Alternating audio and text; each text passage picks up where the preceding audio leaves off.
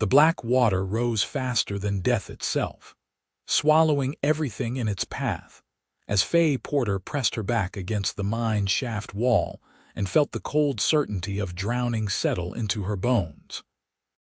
She had come to Harrowing, Utah in the summer of 1882, with nothing but determination and a surveyor's apprenticeship that nobody believed a 22-year-old woman could handle. The Silver Bell mine had been her proving ground, the place where she would show her late father's former partners that she had inherited his eye for ore deposits and his steady hand with measurements. Instead, it had become her tomb. The underground river they had been warned about, the one the miners swore was just superstition, had broken through the eastern wall an hour ago. Faye had been deep in the abandoned shaft, checking for structural weaknesses, when she heard the roar. Now the water was at her chest, ice cold despite the August heat baking the desert above. Her lantern had gone out 5 minutes ago, plunging her into a darkness so complete it felt solid. She could hear the water still rushing in, could feel it climbing her ribs, reaching for her throat. She had tried to swim back toward the main shaft, but the current was too strong and the tunnels too maze-like in the pitch black. Every time she thought she had found the right passage, her hands met solid rock. Faye took a deep breath, filling her lungs while she still could. She thought of her father, dead 3 years now in a cave-in in Nevada. She thought of her mother back in Boston who had begged her not to come west. She thought of all the things she would never do, never see, never become. The water touched her chin. Then she heard splashing that was not her own. "Hello," her voice echoed off the stone, high and desperate. "Is someone there?"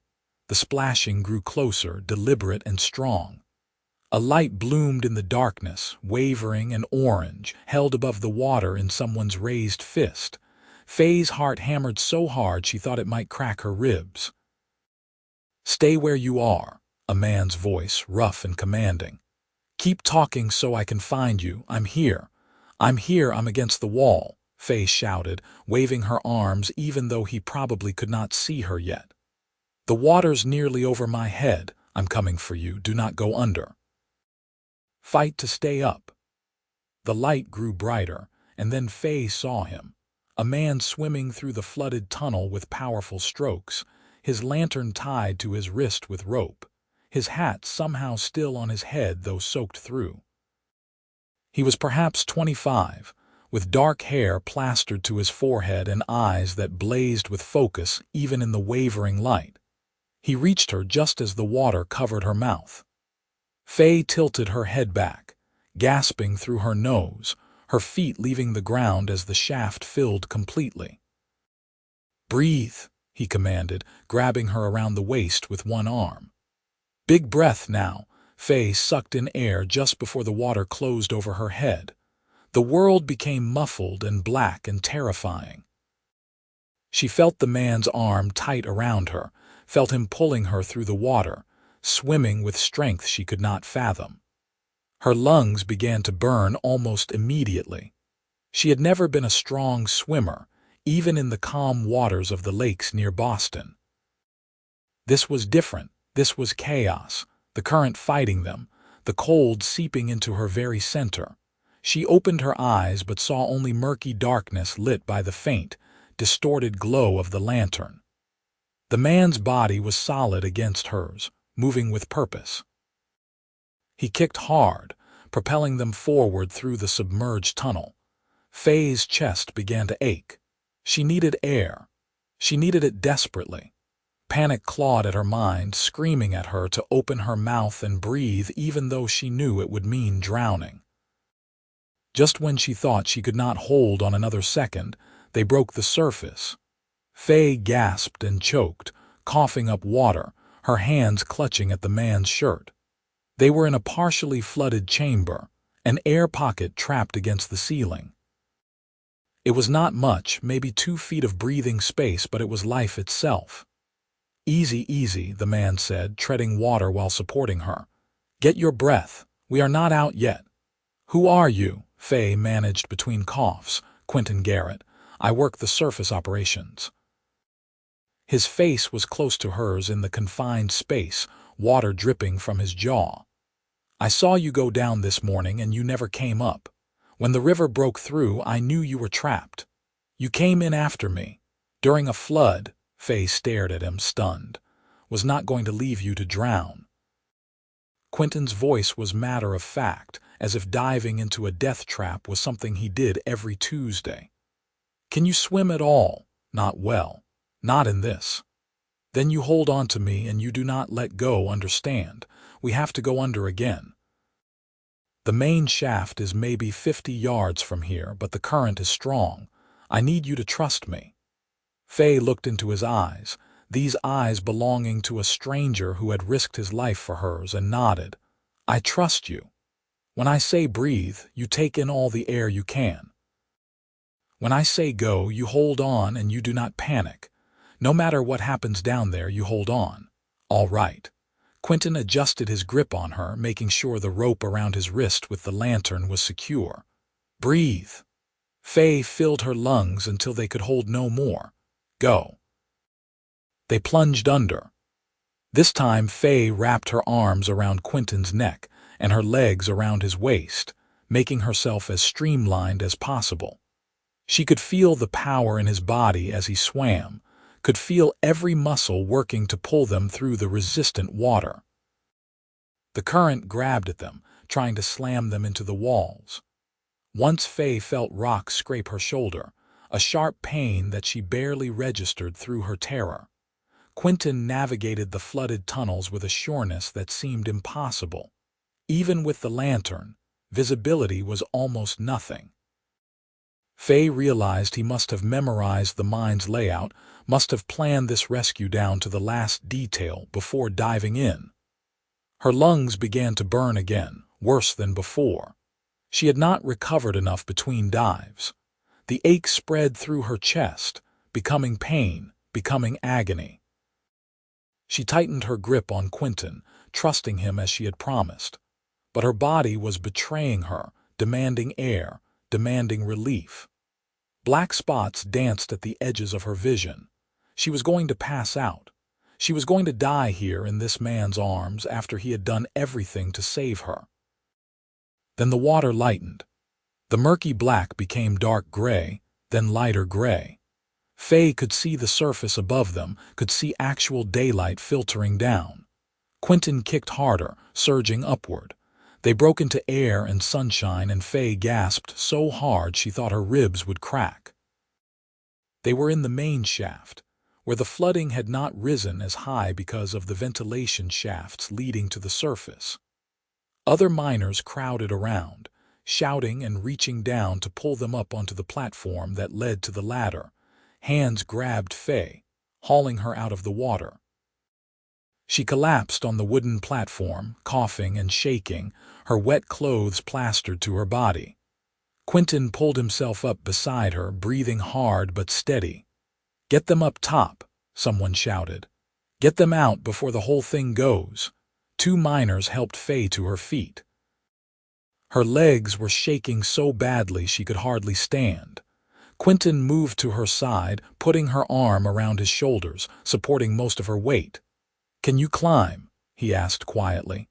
"I have to, do not I?" Faye looked up at the ladder leading to the surface, at least 50 feet of vertical climbing. It might as well have been a mountain. "I will be right behind you. You are not going to fall." They started climbing. Faye's arms trembled with exhaustion and cold, but she forced herself to keep moving, one rung at a time. Behind her, Quinton climbed close, his hand occasionally touching her back, steadying her when she faltered. The other miners had already scrambled up, eager to escape the flooding mine. Halfway up, Faye's hand slipped. She gasped, her body swinging out from the ladder, her other hand barely holding on. Before she could fall, Quinton's arm shot around her waist, pressing her back against the rungs. "I have you," he said, his voice calm in her ear. "Get your grip back." Faye grabbed the ladder again, her heart pounding. "Thank you." Keep climbing. By the time they reached the surface, Faye's hands were raw and bleeding. She crawled out of the shaft entrance and onto the sun-baked earth, gasping. The heat hit her like a physical force after the cold of the water, and she had never been so grateful for it. Around them, miners were evacuating, grabbing equipment and running for higher ground as the mine groaned and settled behind them. Quinton emerged right after her, water streaming from his clothes. He pulled her to her feet again. "We need to get clear. The whole thing could collapse." They ran, or rather Quinton ran and half-carried Faye, moving away from the mine entrance toward the equipment sheds. Other workers scattered in all directions, some on horseback, others on foot. Behind them, a deep rumbling sound came from the earth, and then a crash as part of the mine entrance caved in, spewing dust and water. They did not stop until they reached the main office building, a wooden structure perched on the hillside above the mining operations.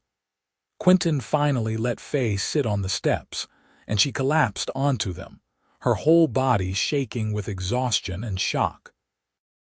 "You are alive," Quinton said, sitting beside her.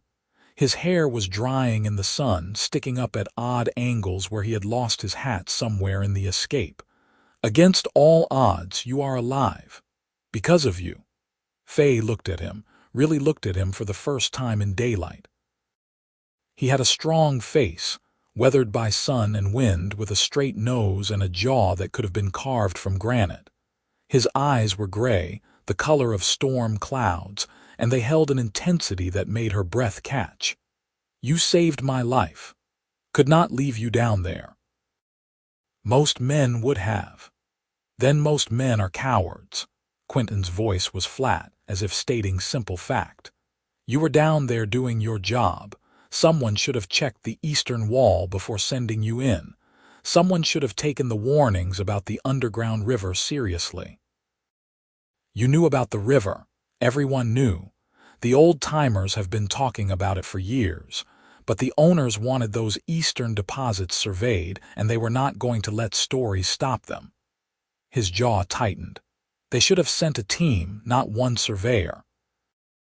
Especially not one who does not know these mines yet."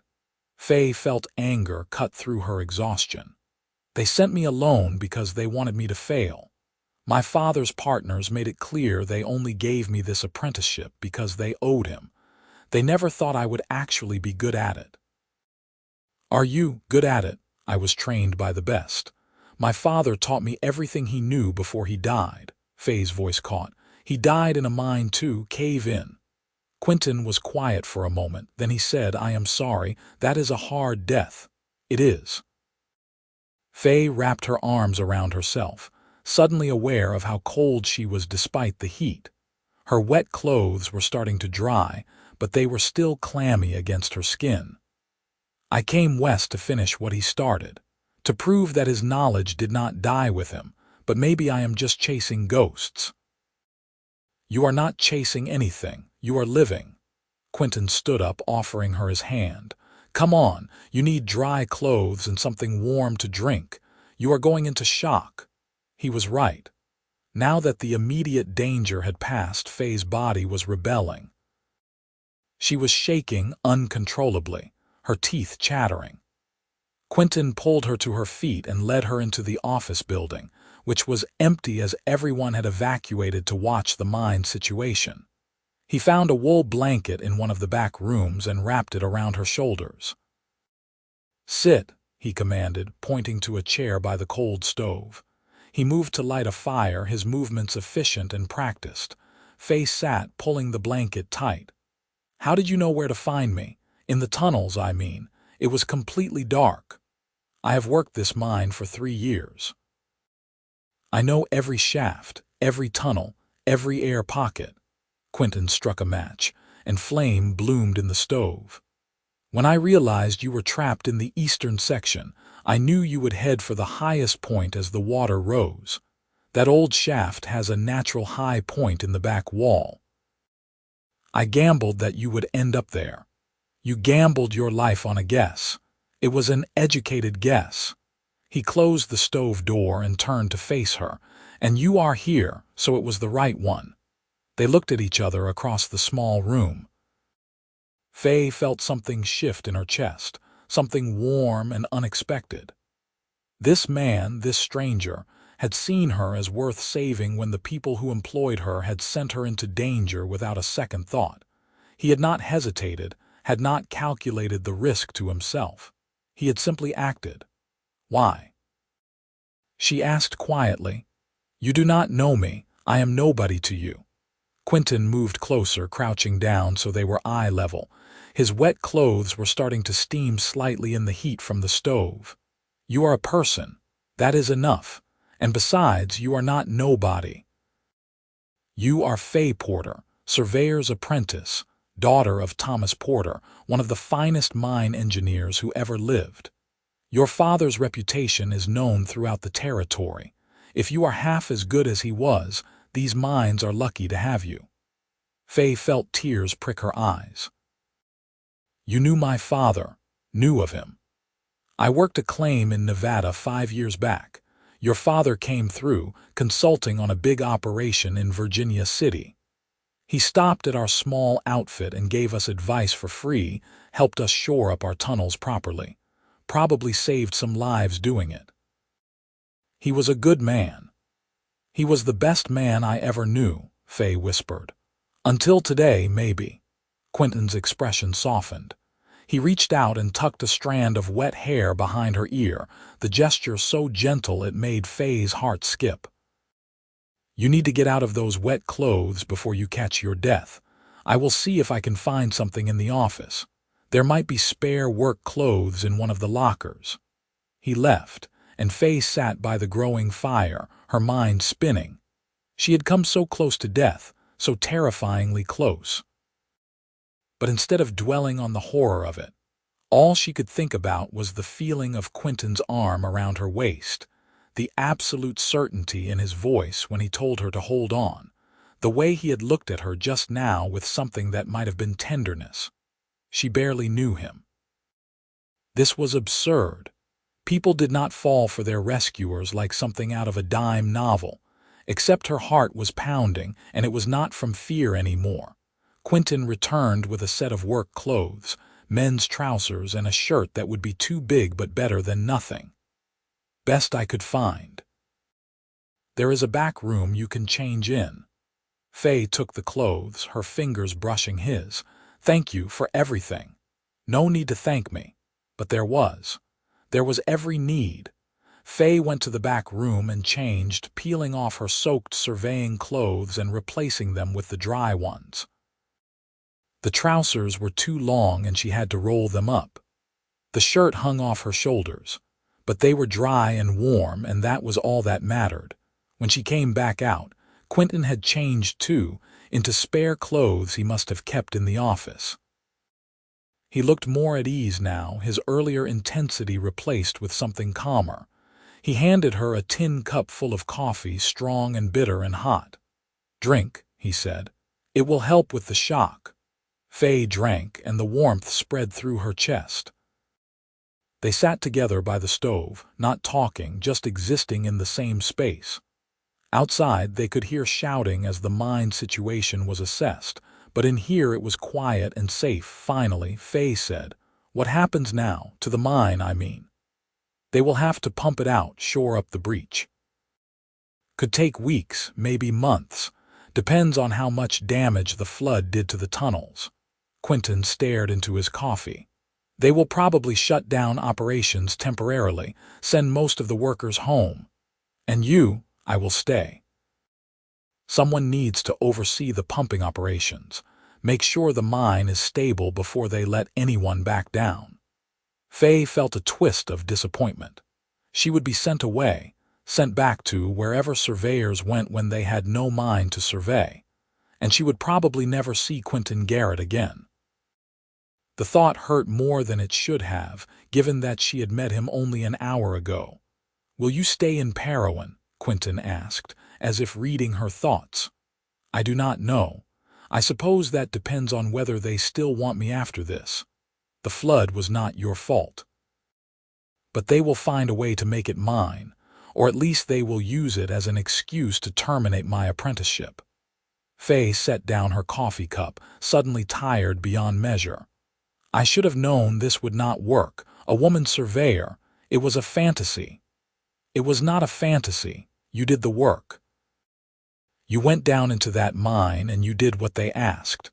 The fact that an underground river broke through is not on you. It is on them for ignoring the warnings." Quinton's voice was fierce. "Do not let them make you believe otherwise." Faye looked at him, at the conviction in his eyes, and felt something warm unfold in her chest. "You barely know me. Why do you care so much?" "Maybe because I saw you down there, trapped and terrified, and you did not give up. You kept fighting to stay above water. You kept calling out. A lot of people would have just let go, but you did not." He paused, then added more quietly, "And maybe because I have been working mines since I was 15 years old, and I am tired of seeing good people chewed up and spit out by owners who do not care if they live or die. If you are half as good as your father, you deserve better than that." Something in his words, in the raw honesty of them, broke through the walls Faye had built around herself since coming west. She had been so focused on proving herself, on being tough enough and smart enough and competent enough, that she had forgotten what it felt like to have someone simply believe in her. "Thank you," she said again, and this time she meant it for more than the rescue. Quinton held her gaze for a long moment. Then he stood, breaking the spell. "You should rest. You went through hell today. There is a cot in the back office. Why do not you lie down for a while?" Faye wanted to protest that she was fine, but exhaustion was pulling at her like a tide. "Maybe just for a few minutes." She went to the back office and lay down on the narrow cot. Within seconds, she was asleep. She dreamed of black water and stone walls closing in. She dreamed of drowning, of her lungs filling with ice-cold darkness. But every time the water closed over her head, strong arms pulled her back up, and gray eyes looked into hers, promising safety. When she woke, the light coming through the window had changed. It was late afternoon, nearly evening. She had slept for hours. Faye sat up, disoriented for a moment, then remembered where she was. The office building. The mine flood. Quinton. She went to find him. He was outside on the steps where they had first sat, looking down at the mine operations below. The scene was controlled chaos, with men working to set up pumping equipment and assess the damage. The mine entrance was partially collapsed, and water was still seeping out in muddy streams. "How bad is it?" Faye asked, sitting beside him. "Bad. They are saying at least 2 months before anyone can go back down, maybe longer." Quinton glanced at her. "How are you feeling?" "Like I drowned and came back to life." Faye managed a small smile. "But alive, thanks to you. You keep thanking me. You keep saving my life. It seems appropriate." A smile tugged at the corner of Quinton's mouth, the first real smile she had seen from him. It transformed his face, making him look younger and less careworn. Fair point. They sat in companionable silence, watching the sunset paint the Utah desert in shades of orange and gold. Parowan sprawled below them, a small mining town clinging to existence in the harsh landscape. Beyond it, mountains rose against the sky, red stone monuments to time and erosion. "It is beautiful here," Faye said softly. "Even after today, even after nearly dying, I still think that." "The West gets into your blood," Quinton agreed. "Once it does, nowhere else feels quite right." "Is that what happened to you? The West got into your blood?" "Something like that. I came out from Missouri when I was young, looking for work and adventure, found plenty of both." He leaned back on his elbows, relaxed in a way she had not seen him before. "Worked cattle drives, logging camps, mines, saw most of the territories, eventually ended up here. Do you like it? The work, I mean. Mining is hard, dangerous work, but it is honest. You put in the effort, you see the results. And there is something about being down in the earth, pulling out what is hidden there. Feels important somehow. He looked at her. Your father must have felt that way too. He did. He used to say that mining was like reading a book written in stone. You had to learn the language, understand what the rock was telling you. Then you could unlock its secrets. Faye's voice grew wistful. I miss his stories. He made everything sound like an adventure.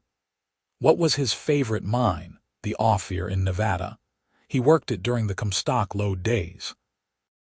Said it was the richest ore body he had ever seen, and the most dangerous. He spent 3 years there, made enough money to buy a house for my mother and send me to proper schools back east. Faye picked at the wooden step beneath her. Then he went back west and never came home again. The cave-in that killed him happened at some nowhere claim in the desert. He died for nothing, really. No rich ore, no great discovery, just bad luck and bad timber. Quinton's hand found hers, his fingers warm and calloused. He died doing what he loved. That is not nothing. Faye looked down at their joined hands, feeling the simple contact send warmth through her whole body. Is that supposed to make it better? No, but it is the truth. Quinton's thumb brushed over her knuckles. Death is always hard on those left behind, but your father lived the life he wanted. Not many people can say that, I suppose. Faye did not pull her hand away. She liked the feeling of his skin against hers, solid and real. What about you? What life do you want? Quinton was quiet for so long she thought he might not answer. Then he said, an honest one, a good one. I have seen too many men destroy themselves chasing quick riches or running from their problems. I do not want that. I want to work hard, build something that lasts. Maybe have a family someday, a place to call home. He looked at her, his gray eyes serious. I want a life that matters to someone other than me. The words hung in the air between them, heavy with meaning. Faye felt her heart kick against her ribs. They had known each other for hours, not even a full day, but something was happening here, something real and undeniable. That sounds like a good life, she said quietly. What about you? What do you want? Faye thought about it, really thought about it. I want to finish what my father started. I want to prove that I can do this work, that I am not just Thomas Porter's daughter but a good surveyor in my own right.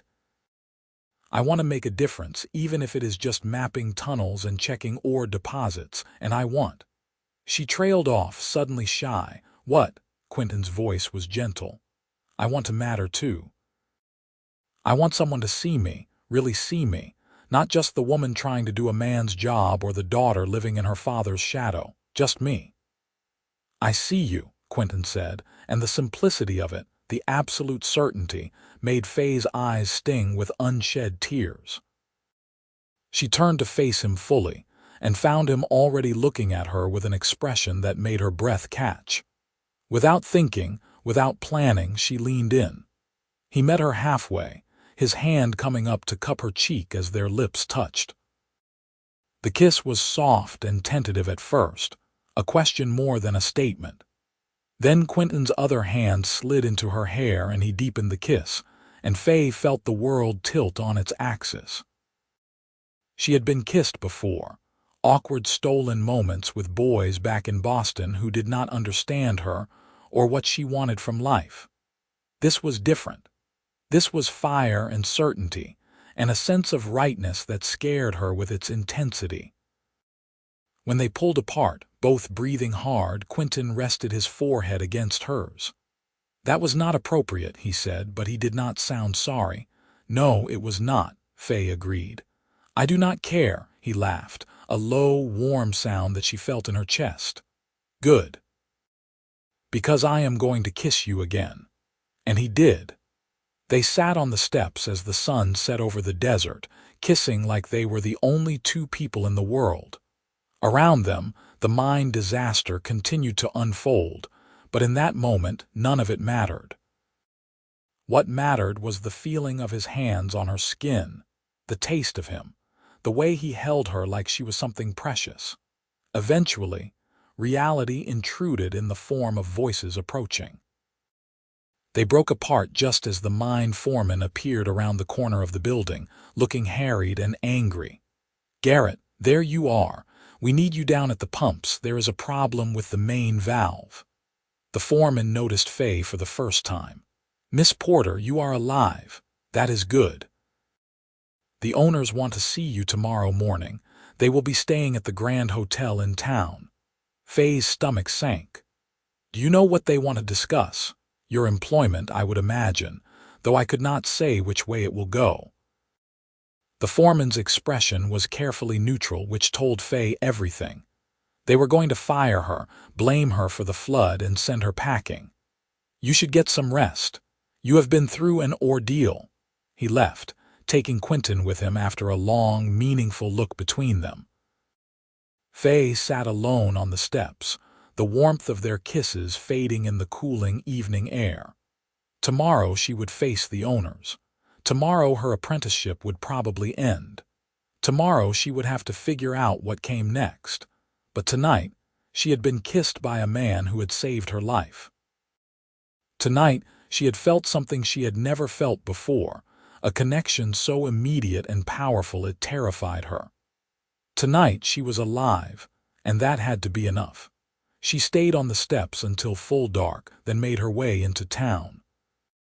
Harrowing was small, just a main street with a few businesses and houses scattered around it. The Grand Hotel was the nicest building, which was not saying much. It had 2 stories and actual glass in the windows, which made it practically a palace by local standards. Faye did not have money for a room. Her pay from the mine was held until the end of each month, and it was only mid-August. She wandered the streets, trying to figure out where she could sleep, until a kind-faced woman sweeping the steps of a boarding house called out to her. "You are the girl from the mine, are not you? The one who nearly drowned?" "Yes, madam," Faye said, stopping. "Faye Porter, Martha Kennedy. I run this boarding house." The woman looked her up and down, taking in the 2 large work clothes and exhausted expression. "You look like you could use a hot meal and a bed. Come on, I have a spare room." "I cannot pay until, did I ask for money? Come on, girl, you have had a hard day." Faye followed her inside, grateful beyond words. Martha fed her stew and bread, then showed her to a small but clean room on the 2nd floor. Faye collapsed onto the bed, every muscle in her body aching. But as she drifted off to sleep, all she could think about was Quinton's gray eyes and the feeling of his lips on hers. The next morning came too soon. Faye borrowed a dress from Martha, something plain but respectable, and made her way to the Grand Hotel. Her stomach was in knots. She knew what was coming, but that did not make it easier.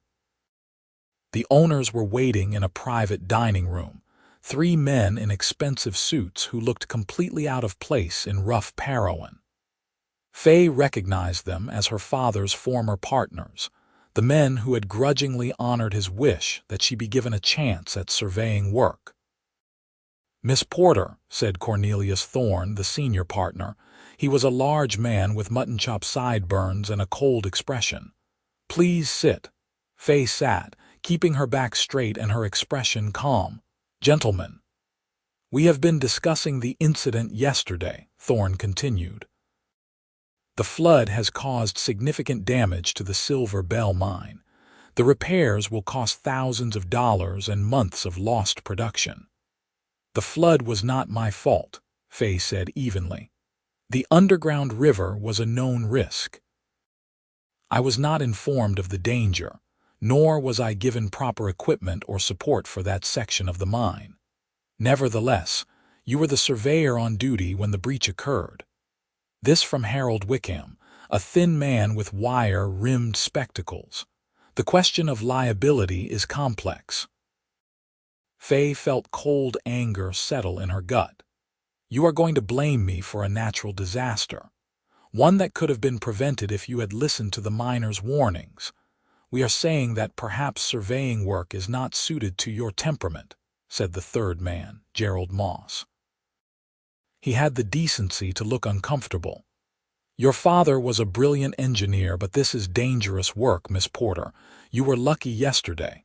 The next time you might not be." "There would not have been a next time if you had sent me down with proper support," Faye shot back. "I requested a team. You sent me alone. If anyone is liable here, it is you." Thorne's face reddened. "Young lady, you would do well to watch your tone. We are offering you an honorable exit from your apprenticeship. We will provide a letter of recommendation and 3 months' pay." "That is more than generous given the circumstances." "You mean given that I am a woman and you never wanted me here in the first place?" The silence that followed was damning. None of them denied it. Faye stood, her hands clenched at her sides. "My father trusted you. He believed you were men of honor. He asked you to give me a chance and you agreed. But you never intended to keep that promise, did you? You were just waiting for an excuse to send me away." "Your father was our friend," Moss said quietly, "but he was wrong about this. Surveying is no profession for a woman. My father was right about everything that mattered." Faye's voice shook with emotion. "And he would be ashamed of all of you." She walked out before they could respond, her head high even though tears were burning behind her eyes. She made it outside, made it around the corner of the building before she let herself cry. Great, gasping sobs that shook her whole body. It was not fair. She was good at the work, she knew she was, but it did not matter. Nothing mattered except that she was a woman, and that was an unforgivable sin in their eyes. "Faye." She looked up to find Quinton standing there, concern written all over his face. He must have been waiting outside the hotel. "They fired me," she said, wiping at her tears angrily. "They blamed me for the flood and fired me." Quinton's expression went hard. "Those bastards. They knew the risks. They ignored the warnings." "It does not matter. I am just a woman, expendable." Faye laughed bitterly. "My father believed in me. He thought I could do this, but maybe he was wrong. Maybe I should have just stayed in Boston and married some banker like my mother wanted." "Do not say that." Quinton grabbed her shoulders, forcing her to look at him. "Do not let them make you give up. You are a good surveyor. What happened yesterday was not your fault." "But it does not change anything, does it? I am still fired, still out of work, still a failure." "You are not a failure." Quinton's voice was fierce. "You survived. Against all odds, you survived. That makes you stronger than any of those soft-handed owners will ever be." Faye wanted to believe him. She wanted it so badly it hurt. "What am I supposed to do now?" Now you figure out what comes next. You are not the first person to lose a job, and you will not be the last. But you are smart and skilled and tougher than you know. You will land on your feet." "I have nowhere to go, no money, no prospects." The reality of her situation was sinking in, cold and awful. "I cannot even afford a train ticket back to Boston." Quinton was quiet for a moment, thinking. Then he said, "Stay in Harrowing, at least for a little while. I can help you find work, something to tide you over. And Martha Kennedy is a good woman. She will let you stay at the boarding house until you get on your feet." "Why would you help me? We barely know each other." "Because yesterday I pulled you out of black water and felt your heart beating against mine, and I knew I could not let you go." The words were raw, honest. "Because when I kissed you, it felt like coming home. Because I look at you and see someone brave and determined and worth knowing." "Is that enough of a reason?" Faye stared at him, her heart pounding. "Quinton, we met yesterday. This is crazy. Maybe, but I have lived enough to know that some things you just know. Some people, you meet them and they change everything." He took her hand, threading his fingers through hers. "I am not asking you to marry me tomorrow. I am just asking you to stay. Give Parowan a chance. Give me a chance. See what happens." It was insane. It went against every practical instinct Faye had. But standing there in the morning sun, holding the hand of the man who had saved her life, she found herself nodding. All right, I will stay, at least for a little while. The smile that broke across Quinton's face was like sunrise. Yeah? Yeah, Faye managed a shaky smile of her own. I must be out of my mind. Maybe we both are. Quinton pulled her into his arms, holding her close. Faye rested her head against his chest, listening to his heartbeat, steady and sure. They stood like that for a long moment, just holding each other in the middle of the dusty street. Then Quinton pulled back, his expression turning serious. I need to get back to the mine, but I will come find you this evening. We can have dinner, talk about what comes next. I would like that.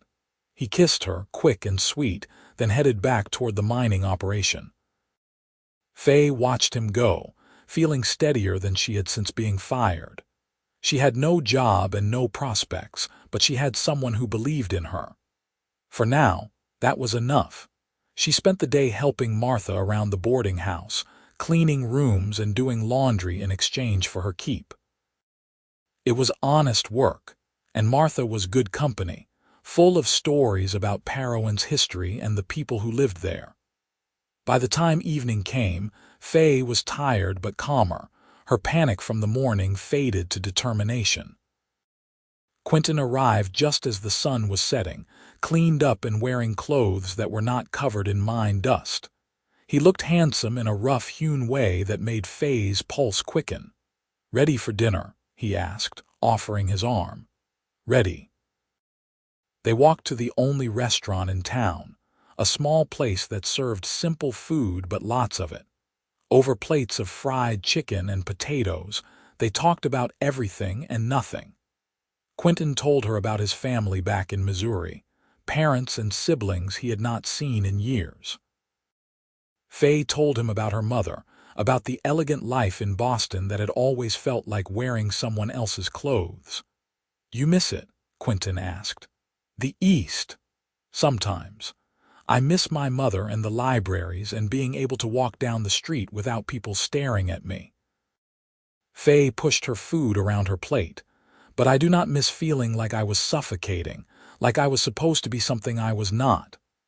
"And what are you supposed to be?" "I do not know yet, but not a banker's wife hosting tea parties, that much I know." She looked at him. "What about you?" "Do you miss Missouri?" "Not really. It was never home, just the place I was born. Home is something you find, not something you are given." Quinton's eyes were warm on hers. "Maybe I have been looking for it all these years." The implication in his words made Faye's cheeks warm. They were moving fast, faster than was sensible. But there was something between them, something that felt inevitable.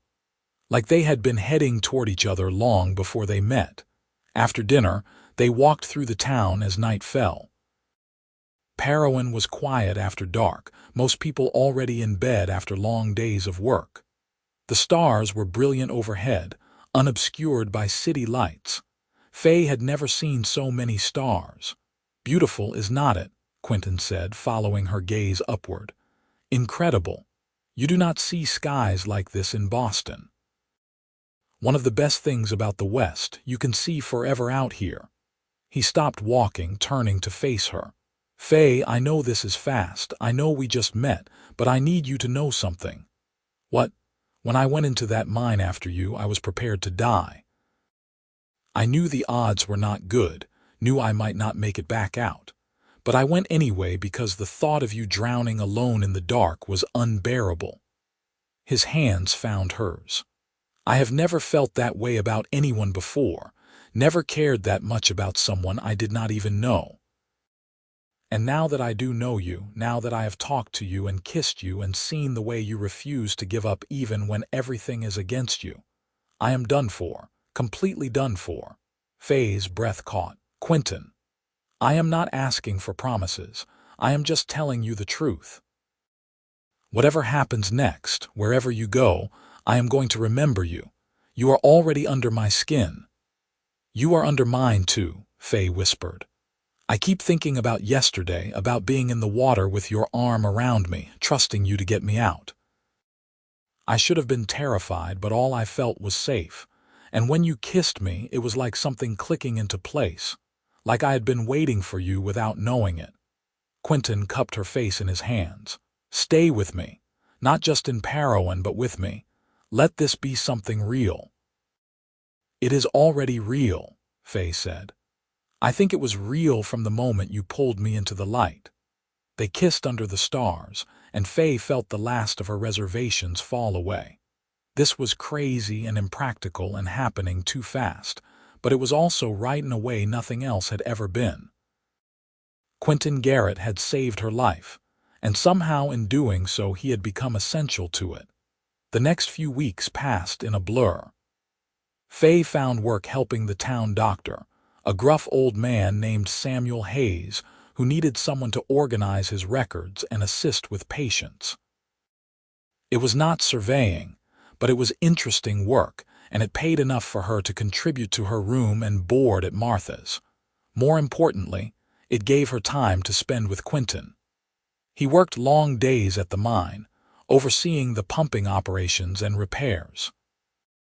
But every evening he would come to town, and they would have dinner together or walk or simply sit and talk. Faye learned that he was thoughtful and deliberate, a man who considered his words before speaking. He had a dry sense of humor that surprised her, and a kindness that seemed at odds with his rough exterior. He learned that she was more stubborn than she looked, passionate about things she believed in, and afraid of very little except failing to live up to her father's memory. They fit together in a way that surprised them both. One evening in early September, as they sat on the porch of the boarding house watching the sunset, Quinton said, "The mine will be ready to reopen in a few weeks. They will be bringing the workers back, starting operations again." "That is good," Faye said, though she felt a twist of something in her chest. The mine opening meant things would change, the rhythms of the town would shift. They need a surveyor. The owners hired someone from Nevada, some fellow with years of experience. Quinton's jaw tightened. "Should have been you. It could not be me, they made that clear, because you are a woman, not because you are not good enough." He turned to look at her. "What if you did not need them? What if you could do surveying work on your own terms?" Faye frowned. "What do you mean?" "There are dozens of small mining operations throughout the territory. Claims worked by independent miners who cannot afford big consulting firms. They need surveying work done. They need someone to assess ore deposits and tunnel stability. They just need someone who will not charge them a fortune and who knows what they are doing." Quinton leaned forward. "You could do that. Freelance surveying. Work for yourself." The idea had never occurred to Faye. "I do not have equipment or a way to travel to different claims." "And who would hire a woman surveyor, even a freelance one?" "I would help you. I know people throughout the territory, know which operations are legitimate and which are pipe dreams. I have some money saved, enough to get you started with basic equipment. And as for who would hire you, anyone who cares more about results than appearances." Quinton's eyes were intense. "You could do this, Faye. Build something for yourself. Prove those bastards wrong." Faye's heart was racing. It was a wild idea, impractical and risky. She would be traveling to remote mining camps, working with rough men in dangerous conditions. She would have no safety net, no guarantees. But the alternative was giving up, going back to Boston, and pretending to be someone she was not. Or staying in Parowan doing work that did not challenge her, slowly forgetting everything her father had taught her. "I want to say yes," she said slowly. "But I am scared. What if I fail? What if I cannot make it work?" "Then you will have tried. That is more than most people can say." Quinton took her hand. "And you will not be alone. I will be here, helping however I can." "Why? Why do you believe in me so much?" "Because you went down into that mine even though you were scared. Because you kept fighting to survive even when you thought you were going to die. Because you stood up to those owners and told them the truth even though you knew it would not change anything. You have more courage than anyone I have ever met." He squeezed her hand. "And because I love you. I know it is too soon to say that. No, we have only known each other a few weeks. But it is the truth. I love you, Faye Porter, and I want to see you succeed." Faye felt tears spill down her cheeks. "You love me, with everything I have." "I love you too," she whispered. "I was afraid to say it, afraid it was too fast or too much. But I love you, Quinton. You saved my life, and then you gave me a reason to live it." They kissed, long and deep, and when they pulled apart, Faye felt like she could do anything. Start her own business, face down skeptical miners, build a life in this harsh, beautiful land. As long as Quinton was beside her, she could do it all. "So you will do it?" he asked. "Start your own surveying business." "I will do it," Faye said, and felt the rightness of the decision settle into her bones. The next few months were a whirlwind. Quinton was true to his word, using his savings to help Faye purchase surveying equipment and a sturdy horse to carry it. He introduced her to mine owners and claim holders throughout southern Utah, men who were willing to give her a chance because Quinton vouched for her. At first, they were skeptical. More than once, Faye faced outright hostility from miners who did not want a woman telling them how to run their operations. But she let her work speak for itself. She was thorough and accurate, and her assessments saved more than one operation from disaster. Word spread. The woman surveyor who knew her business, who was not afraid to go down in the mines or crawl through tunnels. Faye Porter, who charged fair prices and did not talk down to working men. Slowly, grudgingly, she built a reputation. Through it all, Quinton was her anchor. He worked at the Silver Bell mine, which had reopened in October, but he spent every free moment with Faye. They became a familiar sight in Harrowing, the tall cowboy and the surveyor, always together. People started calling them a couple, then started asking when the wedding would be. It was Quinton who brought it up first, on a cold November evening as they sat by the fire in Martha's parlor. He had been quiet all evening, which was unusual for him. "What is wrong?" Faye asked, setting aside the ledger she had been working on. Her business was doing well enough that she had to keep careful records now. "Nothing is wrong. I have just been thinking." Quinton stared into the fire. "You are doing so well. Your business is growing. You will probably have more work than you can handle come spring. That is good, is not it?" "It is. It is wonderful. You deserve every bit of success you are getting." He finally looked at her. "But I have been wondering where it leaves us." Faye's heart sank. "What do you mean?" "I mean that you are building something big, something that could take you all over the territory. And I am just a mine foreman in a small town. I do not want to hold you back." "Hold me back?" Faye moved to sit beside him, taking his hands. "Quinton, you are the reason I have any of this. Without you, I would have given up and gone back to Boston months ago. But you do not need me anymore. You have proven yourself." "I will always need you," Faye said fiercely. "Not because you helped me start my business, but because I love you, because you make me happy in a way nothing else does. Because when I think about the future, you are in every version of it I imagine." Quinton's expression softened. "Really, really? Did you think I was just going to build this business and leave you behind? Quinton, you are my partner in everything. I want to be more than your partner." He pulled something from his pocket, a simple gold ring. "I want to be your husband. If you will have me." Faye stared at the ring, her heart pounding so hard she thought it might burst. "Are you asking me to marry you?" "I am. I know I am just a cowboy without much to offer. I do not have a fancy house or a lot of money. But I have love, more love than I knew I was capable of, and it is all for you. Marry me, Faye. Let me spend the rest of my life making you happy." "Yes," Faye said, and then louder, "Yes, of course I will marry you." Quinton's face lit up with joy. He slipped the ring onto her finger, then pulled her into his arms, kissing her until they were both breathless. When they broke apart, they were both laughing, giddy with happiness. "When?" Quinton asked. When can we get married? As soon as possible. Tomorrow, if we can. Tomorrow it is. They were married the next day in a simple ceremony at the church in Parowan. Martha stood as witness, crying happy tears. Dr. Hayes gave Faye away, grumbling about losing his best assistant but clearly pleased. Half the town showed up, crowding into the small church to see the surveyor marry her cowboy.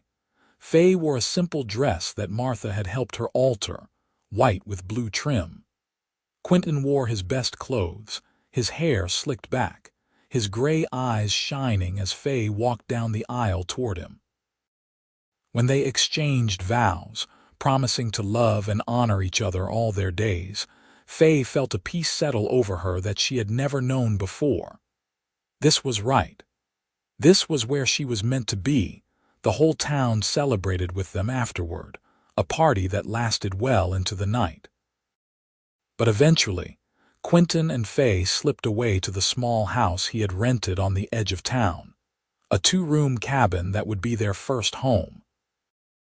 That night, as they lay together as husband and wife for the first time, Faye traced the scars on Quinton's chest and said, "I never thought I would be this happy. After my father died, after I lost my apprenticeship, I thought my dreams were over, but you gave them back to me." "You gave me dreams I did not know I could have," Quinton replied, running his fingers through her dark hair. "A good woman, a real home, a life that means something. You gave me all of that. We gave it to each other," Faye said and kissed him again. The winter of 1883 was hard in southern Utah, but Faye and Quinton weathered it together. Surveying work slowed during the coldest months, but Faye used the time to study new techniques and plan for the spring. Quinton continued working at the Silver Bell, saving money for the future they were building. They talked about everything during those long winter nights, about starting a family someday, about maybe buying a piece of land and building a real house, about growing old together in this harsh, beautiful country they both loved. In March, as the snows melted and the desert began to bloom with unexpected color, Faye got a letter that changed everything. It was from a mining consortium in Colorado, asking if she would be interested in surveying a series of new claims in the San Juan Mountains. The pay was substantial, the work prestigious. It was the kind of opportunity that could make her reputation across the whole Western Territory. She showed the letter to Quinton over breakfast, her hands shaking slightly. "This is incredible. This is exactly the kind of work I have been hoping for." "It is," Quinton agreed, reading the letter. "You should do it. But it would mean being away for months. Possibly through the summer and into fall. Then I will come with you." Faye looked up in surprise. "What about your job at the mine? I can get work anywhere. But you are my wife and I am not letting you travel to Colorado alone. Where you go, I go." Quinton smiled. "Besides, it is about time I saw more of the territories again. We will make it an adventure." "Are you sure?" "I have never been more sure of anything." So they went to Colorado together, Faye to survey the new claims and Quinton to work the mines he was assessing. It was hard work in difficult terrain, but they were together, and that made all the difference. The miners and owners in Colorado were even more skeptical of a woman surveyor than those in Utah had been, but Faye quickly proved her worth. Her assessments were thorough and accurate, and more than once she identified problems that could have led to disasters. By the time they returned to Parowan in November of 1883, Faye's reputation was solid. She had more work offers than she could accept, requests coming in from all over the territory. But she and Quinton decided to make Parowan their base, the place they would always come home to between jobs. Over the next few years, they built a life together. They bought land on the edge of town and built a proper house, something solid that would last. Faye's surveying business grew until she had to start turning down work. Quinton left the Silver Bell mine and began working with Faye full-time, handling the business side of things while she focused on the technical work. They made a good team, complementing each other's strengths. In the spring of 1885, Faye discovered she was pregnant. The news terrified and thrilled her in equal measure. She had always wanted children, but she worried about how pregnancy would affect her work, her business, her identity as a surveyor. Quinton, as always, was her rock. "We will figure it out," he promised, his hand resting on her still flat stomach. "You do not have to give up your work to be a mother. We will find a way to make both work." And they did. Faye continued taking surveying jobs through her 6th month, then spent the last months of her pregnancy training a young apprentice, a smart kid from Harrowing named James who reminded her of herself at that age. She taught him everything she knew, determined that her business would continue even when she could not be in the field. Their daughter was born in December of 1885, a healthy baby girl with dark hair and gray eyes like her father. They named her Clara, after Quinton's mother. Holding her for the first time, Faye felt a love so fierce it took her breath away. This tiny person, this perfect combination of her and Quinton, was worth everything. Martha helped with Clara while Faye gradually returned to work. It was not easy, balancing motherhood with her business. There were days when Faye felt like she was failing at both, days when she wondered if she should give up surveying and focus entirely on her daughter. But Quinton would not let her give up. "You are showing Clara that women can do anything," he told her one evening as he rocked their fussing daughter to sleep. "You are showing her that being a mother does not mean giving up who you are.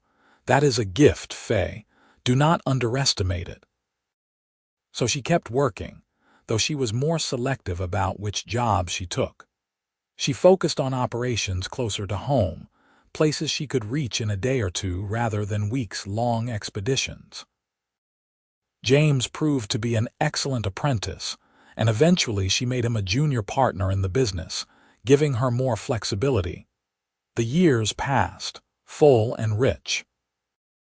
Clara grew into a curious, headstrong child who loved following her mother to job sites and asking endless questions about rocks and tunnels.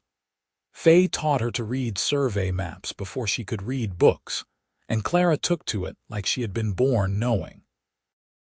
In 1888, they had a son, a boy they named Thomas after Faye's father. He was quieter than Clara, more thoughtful, but just as bright.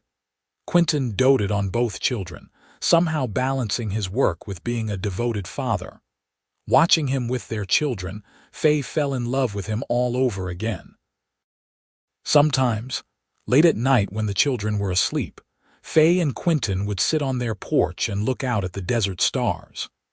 Faye would think about that day in the mine, about the black water and the certainty of death, about the strong arms that had pulled her into the light. Everything she had now, everything good in her life, traced back to that moment, to Quinton's courage and her own stubborn refusal to give up. "Do you ever regret it?" she asked him one such night in the summer of 1890. "Coming after me that day, your life would have been simpler if you had not." Quinton laughed softly. "Simpler, maybe, but not better, not even close." He took her hand the same way he had on their first evening together. "You are the best thing that ever happened to me, Faye Garrett, you and those kids in there. I would dive into that black water 1,000 times over if it meant having this life with you." "I love you," Faye said, leaning her head on his shoulder. "I loved you from the moment you told me to hold on and you would get me out. I think I will love you until the day I die." "And about 1,000 years after that," Quinton said, kissing the top of her head. By 1895, Faye Porter Garrett had become a legend in mining circles throughout the Western Territories. She was the woman surveyor who knew her business better than most men, who was not afraid of hard work or dangerous conditions. Her assessments were sought after by major mining operations, and she had trained a new generation of surveyors who carried on her methods. She had proved beyond any doubt that her father's faith in her had been justified. But more than that, she had built a life. A real, full, joyful life with a man who loved her and children who adored her and work that challenged her. She had taken the worst day of her life and turned it into the beginning of something beautiful. Clara, now 9 years old, had announced that she wanted to be a surveyor like her mother. Thomas, at 6, was still deciding but leaned toward engineering. Either way, Faye and Quinton were determined that their children would grow up knowing they could be anything they wanted. That gender did not determine worth. That courage and skill mattered more than outdated prejudices.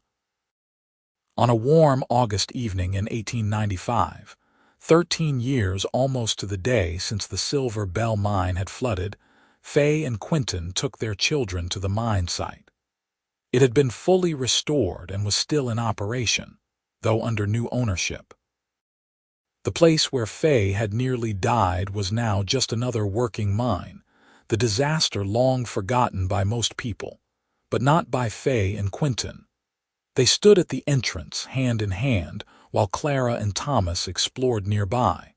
"You remember being scared?" Clara asked, coming back to tug on her mother's skirt. "When you were trapped in there?" "I remember being terrified," Faye said honestly. She had never hidden the truth from her children, had told them the whole story of how their parents met. "I thought I was going to die. But then your father came for me and everything changed." "Papa saved you," Thomas said, looking up at Quinton with hero worship clear in his eyes. "He did," Faye agreed. "He saved my life, and then he helped me build a new one." "We built it together," Quinton corrected, pulling her close. "Everything we have, we made together."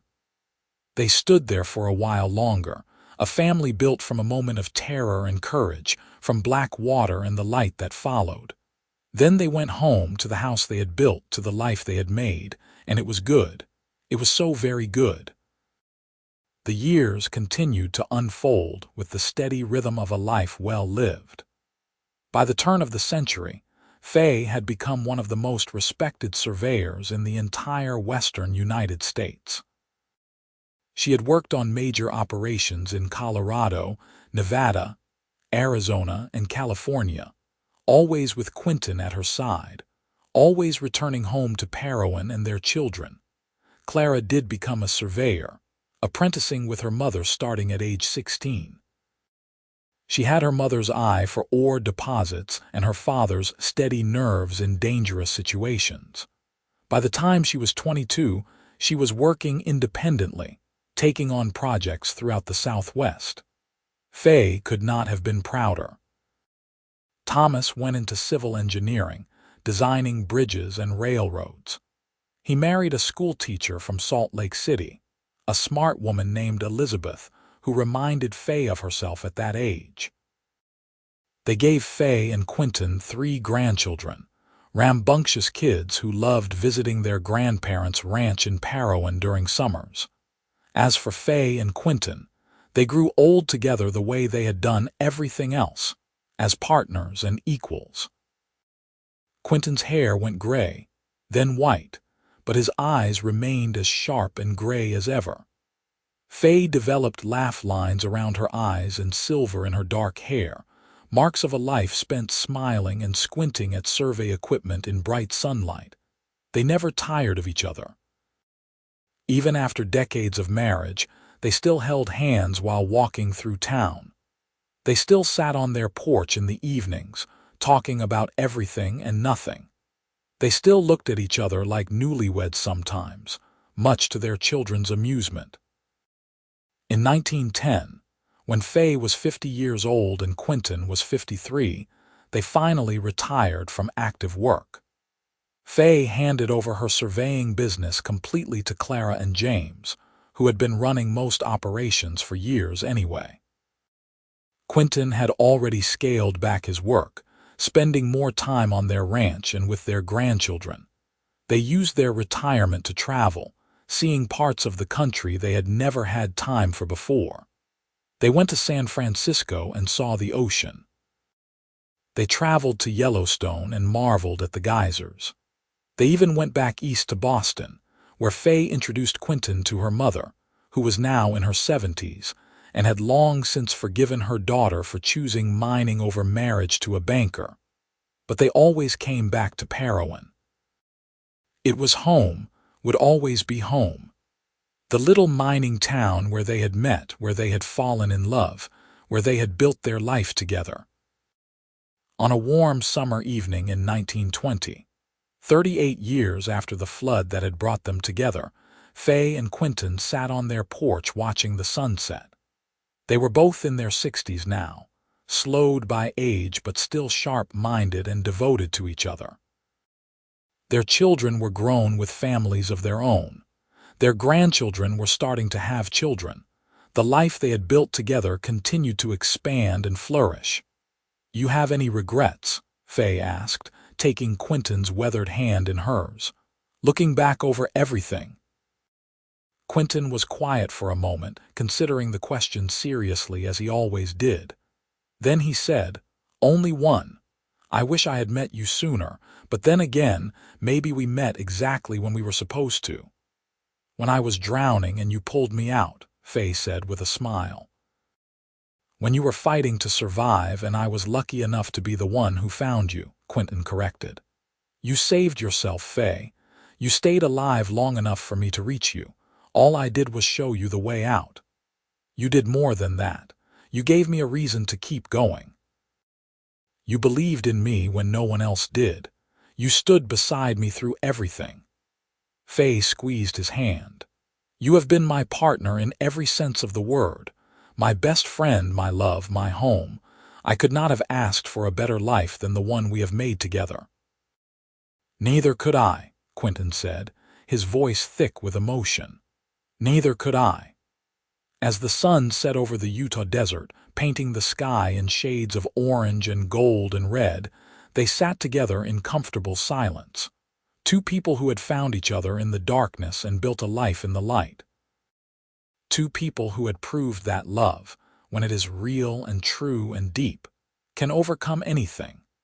The black water that had nearly killed Faye all those years ago had instead become the beginning of everything.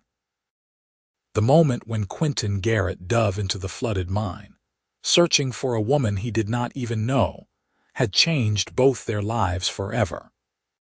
From that moment of courage and desperation had grown a love story for the ages, a partnership that had lasted decades, a family that would continue for generations.